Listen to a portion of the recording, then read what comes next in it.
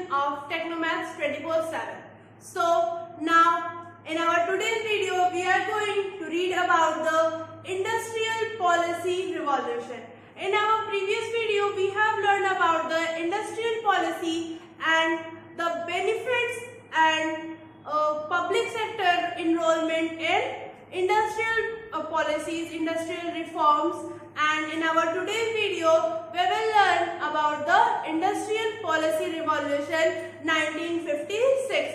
In our the starting of the chapter we have learned that industrial policy during 1950 to 1990 or Indian economy during 1950 to 1990, which is our chapter. In that a planning commission started 5-year plan which was from 1951 to 1956. In that plan the main function was agricultural reform. Means जो पहला 5-year plan था उनका first motive था to increase the agricultural productivity, agricultural reform. In second 5-year plan means 1956 to 1961 they started industrial reform. So now we will learn about the industrial policy revolution 1956. So what was that? According to industrial policy 1956, government increases the role of public sector in industrial development of the economy. यानी कि अभी हमने अपनी previous video में पढ़ा था कि government ये नहीं चाहती थी कि पूरा जो है रोल वो कुछ हाथों में चला जाए, यानी कि प्राइवेट सेक्टर के पास चला जाए, वो गवर्नमेंट के पास ही, पब्लिक सेक्टर के पास ही रखना चाहती थी. सारा मेन ऑब्जेक्टिव जो थे उनका ये था कि पब्लिक सेक्टर अगर वर्क करेगा तो वो जो हमारे पुअरर पीपल्स है या हमारे पुअर सेक्शन ऑफ सोसाइटी है उसको डेवलपमेंट में भी काम करेगा, उसको हेल्प करेगा. बट जो प्राइवेट सेक्टर है वो सिर्फ अपने प्रॉफिट मोटिव के लिए वर्क करेगा. इसलिए वो नहीं चाहते थे कि पूरा जो रोल है वो प्राइवेट सेक्टर को मिले. वो चाहते थे कि मेन डोमिनेंट कौन हो, पब्लिक सेक्टर हो, क्योंकि वो गवर्नमेंट के थ्रू वर्क करेगी और वो पब्लिक वेलफेयर के लिए वर्क करेगी. सो इंडस्ट्रियल पॉलिसी का मेन मोटिव ये था कि पब्लिक सेक्टर जो है वो डोमिनेंट हो, पब्लिक सेक्टर ज्यादा वर्क करे, पब्लिक सेक्टर से ग्रोथ हो. उनका ये मानना था कि अगर पब्लिक सेक्टर ज्यादा डोमिनेंट होगा तो हमारी ग्रोथ ज्यादा अच्छी होगी. बट ये मानना था, ऐसी रियलिटी नहीं थी. इसी वजह से हमारा जो न्यू इकोनॉमिक रिफॉर्म हुआ 1991 में उसमें काफी कुछ चीजें चेंज की गई. बट अभी हमें अप टू 1990 पढ़ना है तो उसमें क्या हुआ हम ये देखते हैं. तो फर्स्ट ऑफ ऑल ये था कि गवर्नमेंट ये चाहती थी कि role of public sector increase करे हमारी इकोनॉमी में for economic growth, for industrial reform. And second point ये था कि वो ये नहीं चाहते थे कि जो वेल्थ है, जो हमारी कंट्री की वेल्थ है वो कुछ हाथों में जाए, क्योंकि हम जानते हैं कि प्राइवेट सेक्टर जो है वो ओनरशिप रहेगा, उसका कोई एक ओनर रहेगा. तो अगर मान लीजिए कोई 4 और 5 कंपनीज जो है वो ऐसे डेवलप हो जाती हैं जो सारा वर्क देखती, तो क्या होगा, जो वेल्थ है हमारी सोसाइटी की, इकोनॉमी की, वो क्या होगी, उन कुछ हाथों में चली जाएगी. तो जो ये हमारी गवर्नमेंट नहीं चाहती थी, इसलिए वो पब्लिक सेक्टर का रोल बढ़ा रही थी. अब हमारा क्या आता है, features of IPR. Feature of IPR means features of industrial policy revolution 1956. तो इसके फीचर्स क्या थे, गवर्नमेंट ने क्या क्या किया. तो सबसे पहला गवर्नमेंट ने स्टेप लिया था 3 टायर क्लासिफिकेशन. 3 टायर क्लासिफिकेशन क्या थे, 3 टायर क्लासिफिकेशन में उन्होंने किया क्या कि सबसे पहले कुछ शेड्यूल्स लाए कि ये ऐसे होगा, वो ऐसे होगा, वो ऐसे होगा. यानी कि ये हमारी कंट्री का सबसे पहला ऐसा रिफॉर्म था, पहली ऐसी पॉलिसी थी जिसमें कि सारी इंडस्ट्रीज को क्लासिफाई कर दिया गया कि ये इसमें आएगी, ये उसमें आएगा, ये उसमें आएगा, इसमें ये सेक्टर वर्क करेगा, उसमें वो सेक्टर वर्क करेगा. तो सबसे पहले उसमें हमारा आता है शेड्यूल ए. शेड्यूल ए में 70 इंडस्ट्रीज थी. 17 इंडस्ट्रीज कौन कौन सी थी, जैसे डिफेंस हो हो गई, इलेक्ट्रिसिटी का हो गया, और आपका कुछ ऐसे मतलब जो मेन थी जिससे हमारी कंट्रीज की ग्रोथ बहुत ज्यादा बूस्टअप होती है, हमारी कंट्री के लिए जो बहुत नेसेसरी चीजें थी उन सब का जो प्रोडक्शन था उसको गवर्नमेंट ने अपने हाथ में लिया। यानी कि ये जो शेड्यूल ए की 17 इंडस्ट्रीज थी, इसमें प्राइवेट सेक्टर वर्क नहीं कर सकता था, प्राइवेट सेक्टर इसमें नहीं आ सकता था, प्राइवेट सेक्टर की कोई एंट्री नहीं थी।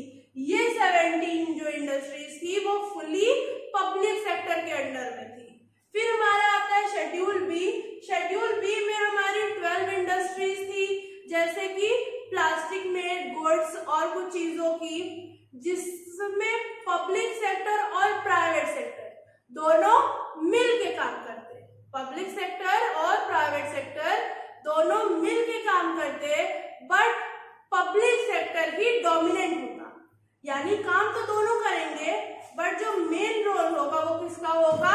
पब्लिक सेक्टर का होगा। मेन हेड कौन होगा? पब्लिक सेक्टर होगा। फिर हमारा आता है शेड्यूल सी। इसमें क्या हुआ? रिमेनिंग इंडस्ट्रीज, यानी कि जो भी बाकी छोटी मोटी इंडस्ट्रीज बची उसमें प्राइवेट सेक्टर हमारे वर्क कर सकते थे, वो सिर्फ प्राइवेट सेक्टर के लिए था। यानी जो शेड्यूल ए की कंपनी थी, इंडस्ट्रीज थी, उसमें सिर्फ पब्लिक सेक्टर वर्क करेगा। शेड्यूल बी में पब्लिक प्राइवेट दोनों वर्क करेंगे, बट डोमिनेंट कौन होगा? पब्लिक सेक्टर होगा। फिर हमारा शेड्यूल सी जो था उसमें रिमेनिंग यानी कि छोटी मोटी इंडस्ट्रीज जिसको कि प्राइवेट सेक्टर ओपन कर सकता है। तो फिर ये हमारा था फर्स्ट फीचर। हमारा सेकंड फीचर क्या आता है? Industrial licensing. इंडस्ट्रियल लाइसेंसिंग क्या थी? यानी कि जब भी हमें यानी कि प्राइवेट सेक्टर को अगर इंडस्ट्री सेटअप करनी है तो उसको सबसे पहले लाइसेंस लेना पड़ता था। लाइसेंस क्या होता है? एक रिटन एग्रीमेंट या written note by the government कि उसने हमें ये इंडस्ट्री सेटअप करने के लिए अलाउ किया है। क्या होता था कि जैसे जब भी हम लाइसेंस बनवाने जाते थे तो गवर्नमेंट क्या चेक करती थी? सबसे फर्स्ट ऑफ ऑल वो चेक करती थी कि हम कौन से शेड्यूल में आ रहे हैं, ए, बी या सी। अगर ए में आ रहे हैं तो हमें लाइसेंस नहीं मिलेगा, कैंसिल।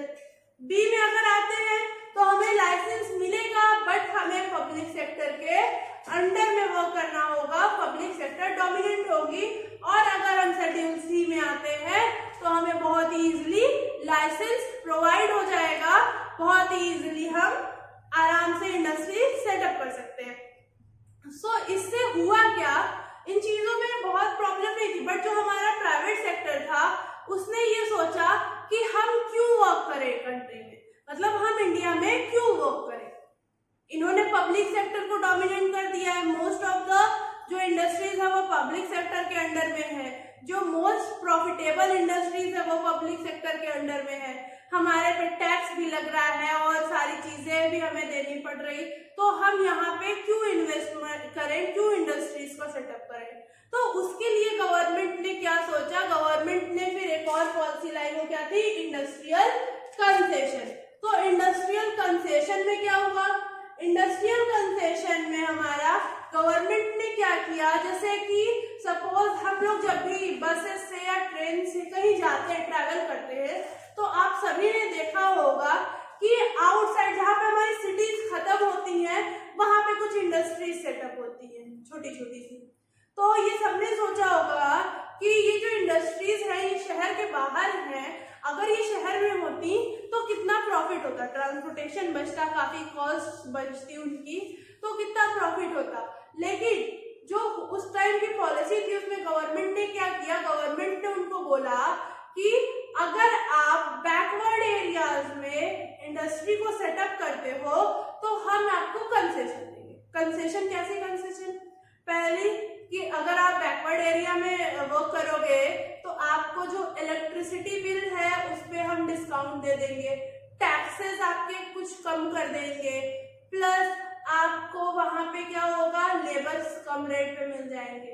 तो प्राइवेट सेक्टर जो था उसने भी ये सोचा कि चलो ये अच्छा है, क्योंकि जो सिटीज के वर्कर है, सिटीज के लेबर है, वो वो क्या करेंगे, वो हाई वेज रेट चार्ज करेंगे, बट जो गांव के लेबर होंगे यानी कि बैकवर्ड एरियाज के, रूरल एरियाज के लेबरर होंगे वो कम रेट चार्ज करेंगे, कम वेज रेट होगा उनका।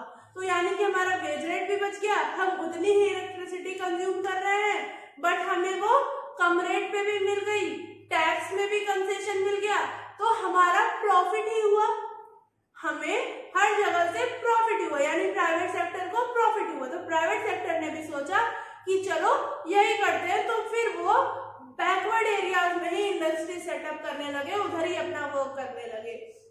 सो गवर्नमेंट ने किया क्या था, गवर्नमेंट ने उन्हें टैक्सेशन में रिबेट दे दी और पावर सप्लाई में कंसेशन दे दिया, प्लस उनका बैकवर्ड एरिया का जो था डेवलपमेंट भी हो गया उसी बहाने, क्योंकि जब बैकवर्ड एरिया में इंडस्ट्रीज खुलेगी तो वहां के लोगों को एम्प्लॉयमेंट मिलेगी, तो उनको एम्प्लॉयमेंट भी मिली, हमारी डेवलपमेंट भी हुई, plus public sector, private sector को जो था उनको कम कंसेशन मिला, तो उनको भी यहाँ पे इंडस्ट्री सेटअप करने में कोई प्रॉब्लम नहीं थी। सो ये था हमारा topic industrial policy of revolution 1956। बहुत छोटा सा टॉपिक है, इसीलिए ये वीडियो छोटी है, लेकिन बहुत मेन टॉपिक है, तो इसे बहुत अच्छे से समझिएगा। Till then keep watching and